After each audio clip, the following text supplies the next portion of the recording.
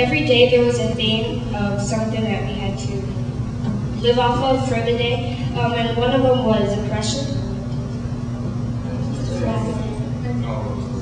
Wednesday, I'm going to say Wednesday, which was the day that God really touched us, and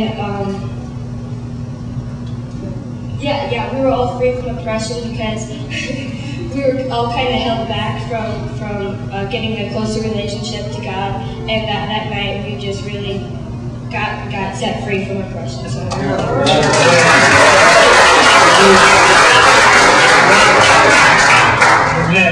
I'm last, I guess. So, everybody kind of stole what I was going to say. About one thing. So, I don't know what night it was. My sense of time and days were all messed up. But the one night we had stations, and the stations were, they had food, they had technology, they had relationships, they had sports, they had everything else. And I personally went to the sports and relationships because I'm a more athletic person, not mentally person. But anyways, I went there and I noticed how much sports was taking most of my time, and that God should be the center of my time and at the top of all my priorities. And the relationships, as everybody said, we grew closer, as everybody said. And I think that really touched all of us. And other than that, I think just want to say thanks for everybody's support and everybody's money contributions and everything else that you guys have put into this thing. And I hope that we can do another one. It was amazing.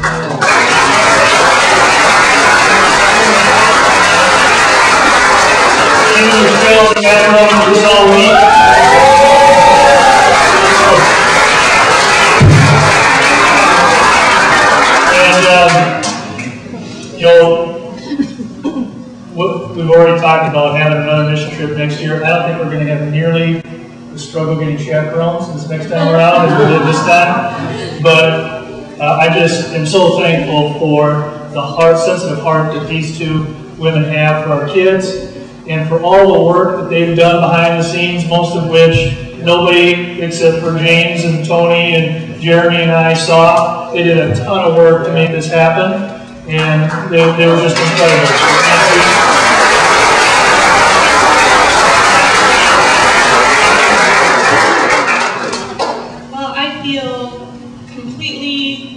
Humbled and blessed to have had the opportunity to go.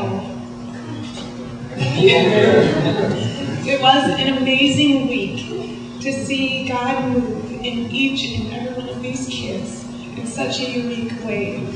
And it touched me, it changed my life. It was really powerful. We had devotions throughout the day, in the morning, at lunchtime with our small groups, and then chapel in the evening, and we had devotions as a youth group. And to see these kids speak out about how God is moving in their life and praying out loud with each other and just developing these spiritual leadership, it was just so powerful, and I just feel really blessed and honored that I had a chance to be a part of it.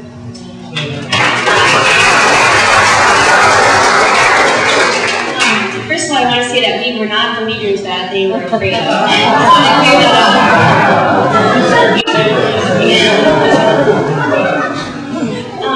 It's a real blessing for me to go. A couple things that ministered to me was the servant attitude that all of our kids had, taking out the trash, helping the elderly. It was amazing that their attitudes of servanthood, that they weren't rebellious or I'm above that, I don't need to do that. I was really blessed to see that. And the praying out loud. We ran around and prayed out loud, and I did know that a lot of the teens up here didn't pray out loud, and I think by the midweek they kind of overcame that, and they all pray out loud, so it's pretty amazing.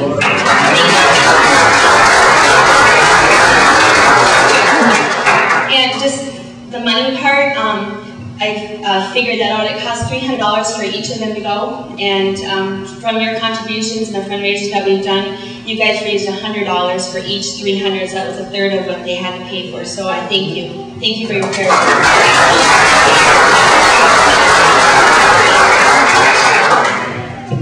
You know, one of the things that they talked a lot about when we were in our groups was that this group is not just the youth group. That there are going to be others that come in here. There were others that wanted to go that couldn't go this week.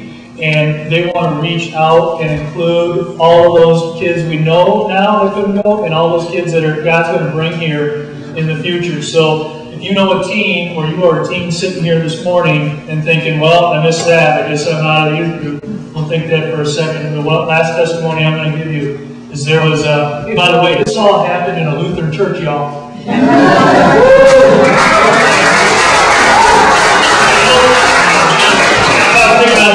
Get that up tape for Pastor. Right. But there were other youth groups there from all over the country. We were the only one from the Twin Cities.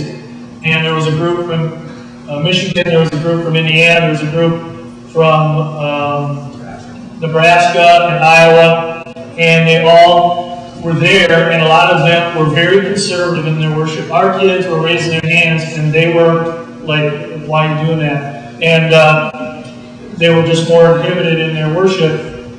But when you saw that picture on the video of our kids praying, the second to last picture was our kids praying, if you missed that.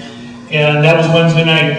And there were a couple of kids from the church in Indiana that sat way back, way in the back. While our kids were praying up here in the corner of the church, they were way in the back. And they were just sitting there. Their youth groups had gone. They were gone to bed or whatever. And they were sitting in the back. And a couple of us went over there and asked their names and prayed with them. And one of them, his name is Tim. One of them, I asked him, I said, how you doing? You okay? He said, you know, I've never seen anything like this. And he said, I don't want to weep. And I prayed with him for a little while, and went back up with our kids, and Kim came over and she said, yeah, did you ask him to come forward? I said, no, I didn't. I'm going to go ask him. So I went back and I said, do you want to pray with our kids? And he was just sitting, he had his hands real low. He had his hands out and he said, I want to, but I don't know any of those kids. I said, that's not going to matter. And so we brought him up. I didn't